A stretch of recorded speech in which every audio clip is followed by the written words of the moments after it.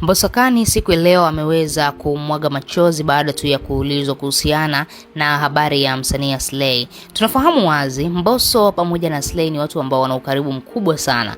Ni watu ambao waliwahi kuwa katika kikundi kimoja cha ya Moto Bendi na walifanya sanaa ya muziki pale, wakafanya vizuri sana wakiwa wanne: Mbosso, Slay, Beka Flavor pamoja na Enoch Bella. Wote hao walikuwa katika kikundi kimoja, lakini baadaye walipoona kikundi hakilipi, wakaamua kila mtu aende akajitafute katika sanaa yake ya muziki, kwa sababu tayari walikuwa watu maarufu na wamefahamika kwa kipindi kile. Sasa ukiangalia Mbosso yeye alichagua kuingia katika record label WCB Wasafi.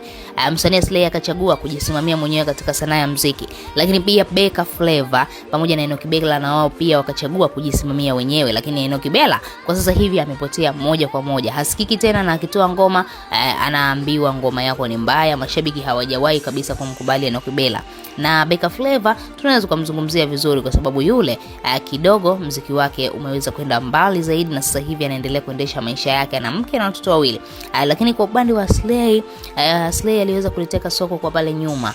Tuliweza kuona watu wengi wakawa wanamuona mbali sana msanii Slay, lakini kwa Mbosso na yeye pia akawa anafanya vizuri katika record label yake ya WCB Wasafi, na sasa hivi Slay anapitia kipindi kigumu.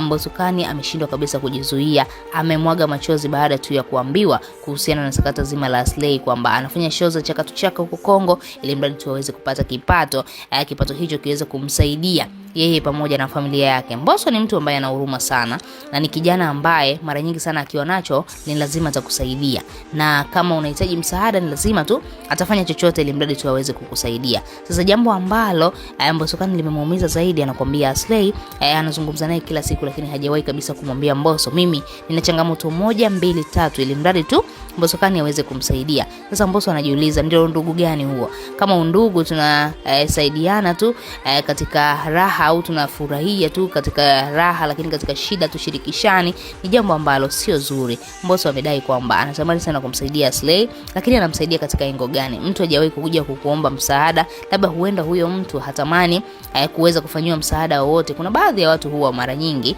hawapendi sana kusaidiwa. Sasa Mbosso anakuwa na wasiwasi kwamba huenda huyu mtu nikamtafuta kwa nia ya kumsaidia alafu tukaje tukagombana, kwa sababu huwezi kujua amejiwekea nia gani au yeye ana mipango gani.